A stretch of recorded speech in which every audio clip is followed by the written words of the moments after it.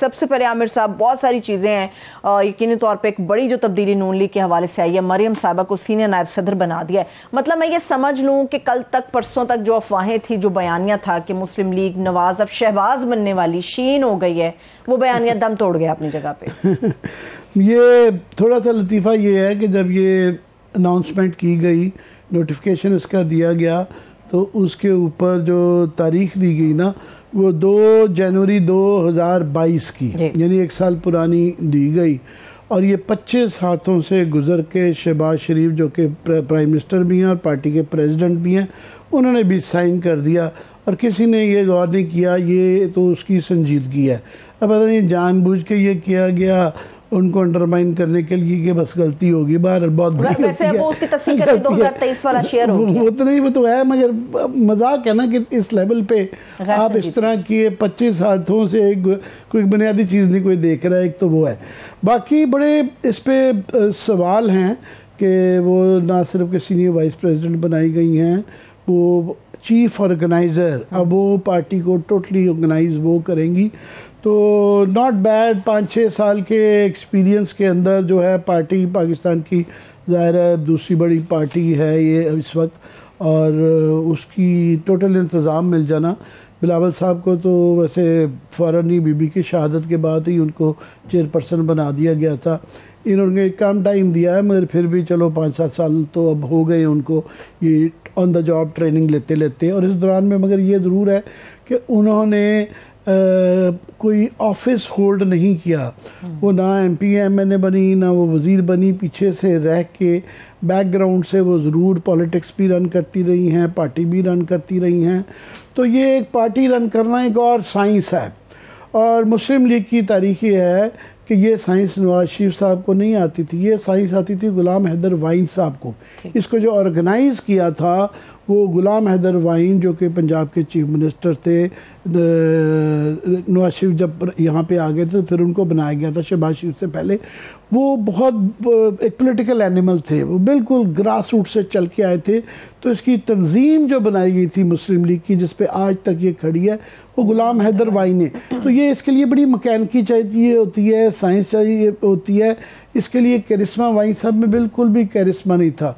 वो माशाल्लाह तकरीर करनी शुरू करते थे तो नींद आ जाती थी बाकायदा, मगर ये तनसीब साजी आती थी। उन्हें पता था कि निचले लेवल पे कैसे वो तंजीम बनाई जाती है, दरमियाने लेवल पे वो बिल्कुल कौंसलर से शुरू होकर चीफ मिनिस्टर तक आए थे। तो ये अभी देखना ये इम्तिहान है कि ये साइंस में कितनी बड़ी साइंसदान हैं इसके, कि वो ये क्वेश्चन है। सवाल और भी बड़े हैं। एक ये कि पहली सबसे बात कि वो इतने अरसे से बिल्कुल खामोश थी, कोई ट्वीट नहीं थी, कोई वो जो पहले आती थी उनकी बड़ी सख्त किस्म की ट्वीट्स, तंजिया स्वीट्स, वो ट्वीट्स उनकी नहीं आती थी।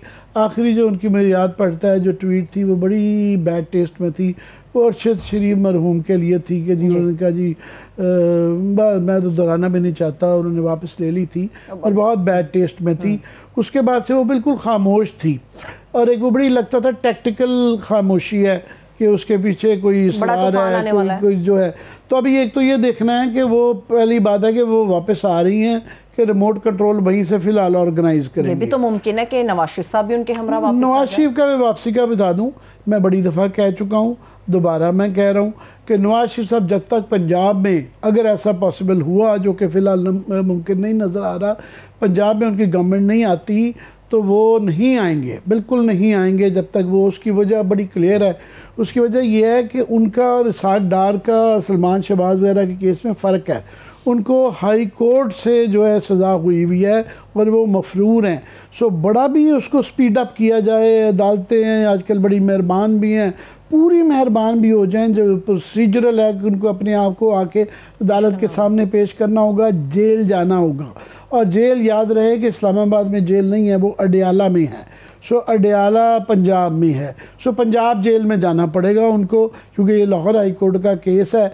और वो जब तक उनकी अपनी हुकूमत नहीं होगी, अपनी हुकूमत होगी तो वो बड़ा हॉस्पिटल में आ जाते हैं, तबीयत ख़राब हो जाती है, वो अभी वो चांस नहीं लेंगे। और मिनिमम जो प्रोसीजर है, अगर बहुत भी मेहरबानी अदालत करे उनके साथ, वो हफ्तों का है, वो 3-4 हफ्ते मिनिमम लगेंगे उनको बेल होते हुए। अगर ये सारे कवानीन बदल भी जाएँ, अदालतों वाला सिलसिला ख़त्म ही हो जाए, तो वो 1 महीना या 3 हफ्ते जेल में नहीं रह सकते। उनकी सेहत का भी मसाइल हैं, डेफिनेटली होंगे, पर उन्होंने कहा मैंने 1 दिन भी जेल में नहीं रहना। तो ये मैं आपको ख़बर भी समझ लें और तज्ज़िया भी समझ लें कि वो जब तक उनकी अपनी गवर्नमेंट थी उस वक्त नहीं आए, तो अब क्या आने, उस वक्त आ सकते थे मगर नहीं आए।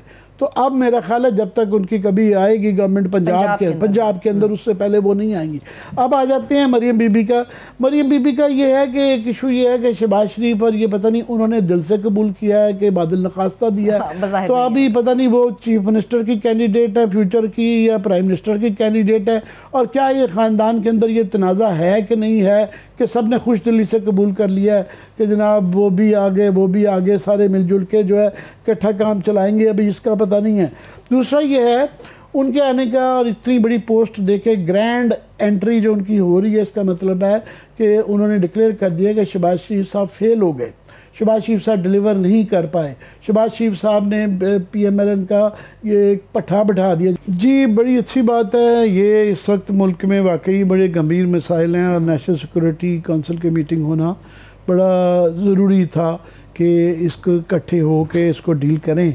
मगर कुछ सवाल रह जाते हैं, जिस तरह आपने कहा तशनगी रह जाती है। पहली बात तो ये है कि ये इसके अंदर इसहाक डार साहब ने परफॉर्मेंस दी है कि ये क्योंकि नेशनल सिक्योरिटी के लिए बड़ा ज़रूरी है, ख़ास तौर पे एक्सफाटा में या मुल्क के वो वाले जहाँ डिप्रिवेशन जहाँ पे है, महरूमी का एहसास है, तो मुआशी तरक्की होगी तो लोगों के अंदर जो है उतना ही ये नफ़रतें एथनिक और सेक्टेरियन और जुनूनियत जो है ये कम होगी। बिल्कुल बड़ी अच्छी बात है। मैं पहली बात तो ये है कि क्या इसहाक डार साहब ये डिलीवर कर पाएंगे। उन्होंने जो अंदर मीटिंग के अंदर जो इसको में किया है, जो प्रेजेंटेशन दी है, उससे बाहर आपको मुझे अवाम को भी तो कोई थोड़ा सा तसल्ली तशफ़ी करा दें कि वो क्या मैजिक फार्मूला है, मैजिक वॉन्ड है जो अंदर मीटिंग के अंदर उन्होंने मसले हल कर दिए हैं।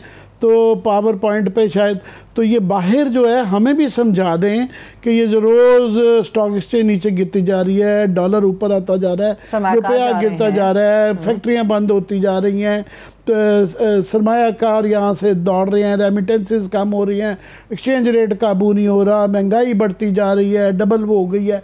तो ये जो उन्होंने अंदर ही बैठ के जो करके कहा जी उन्होंने फार्मूला पेश किया, तो मेरा ख्याल है कि वो बेसिकली इम्प्रेस करने की कोशिश कर रहे थे कि अपने जो नई हमारी अस्करी की आदत आई है उनको, कि ये ना समझें कि जो बताया जा रहा है कि इनकॉम्पिटेंट और शहबाज शरीफ साहब फेल हो गए। शहबाज शरीफ के पास कोई एक मैजिक फार्मूला है, खुफिया रखा हुआ है उसको, वो उस मीटिंग के अंदर, क्योंकि नेशनल सिक्योरिटी है और भाई इकॉनमी है, और नेशनल सिक्योरिटी का इशू डिस्कस ज़रूर करें, पर सबसे ज़्यादा लोगों को एतमाद में लें ताकि गैर यकीनी ख़त्म हो, लोगों को भी कॉन्फिडेंस आए, जिसकी वजह से लोग यहाँ से भागना ना शुरू हो जाएं। ये कोई इसको खुफिया रख के पता नहीं क्या वो किया जाए, उनको इम्प्रेस किया जा रहा था बेसिकली कि ये जो है ना उनको प्रेजेंटेशन दी गई है। 2-3 और सवाल इसके अंदर बड़े इंपॉर्टेंट आ जाते हैं कि एक ये कि इसके अंदर जो है ना बहुत ज़्यादा लिंक्ड, इससे अच्छी बात है मुआशी मसाइल ठीक, मईशत बेहतर होने से ये प्रॉब्लम्स कम होती हैं, पर मईशत ही काफ़ी नहीं होता। तो ये हमें ही बताया गया था जब ये नेशनल सिक्योरिटी पॉलिसी पिछली गवर्नमेंट में बताई गई थी कि जनाब ये इकोनॉमी भी है, मिलिट्री भी है, एनवायरनमेंट भी है, बला बला बला सारी चीज़ें हैं, और ख़ास तौर पे जिस इलाकों में हमें प्रॉब्लम आ रही है बलूचिस्तान में या KP में, पहली तो बात है कि वहाँ के चीफ मिनिस्टर ही नहीं बुलाए गए, और बिलावल भुट्टो साहब जो कि फॉरेन मिनिस्टर हैं, अब डायरेक्टली कौमी सलामती का मसला जो है फॉरेन मिनिस्ट्री से जुड़ा हुआ है कि ये अफगानिस्तान का मसला है, आपका ईरान के साथ मसला है, इंडिया के साथ मसला है। वो दूसरे दिन बताया गया कि पहले दिन थे, ये दूसरे दिन जब हुई तो बिलावल भुट्टो साहब भी नहीं उसमें आए। तो ये है। दूसरा कि ये बाकी वहाँ पे जो दहशत गर्दी का एकदम से इनको याद आ गया कि दहशत गर्दी के अंतर्गत बड़ा उन्होंने सख्त अल्फाज जो है ना इस्तेमाल किए हैं कि ये इसका बिल्कुल बर्दाश्त नहीं की जाएगी। इससे पहले हमें बता दें दें कौन उनके साथ मीटिंगें कर रहा था। ये जो उनको कह रहे थे बैरिस्टर सैफ साहब, उनकी तारीफें किए जाते थे कि ये हमारे भाई हैं, तो वो मीटिंग्स क्या कौन करवा रहा था, किसके कहने पे करवा रहा था, और इस गवर्नमेंट के दौरान ही हुई, इस गवर्नमेंट के दौरान ही हुई। तो वो और हर दौर में, जबकि पता भी है कि ये हमेशा टाइम बाय करते हैं, ये हमेशा ये इस तरह का टाइम बा के अपने आप को ज़्यादा ताकतवर बना लेते हैं, जहाँ वैक्यूम का यूज़ करते हैं।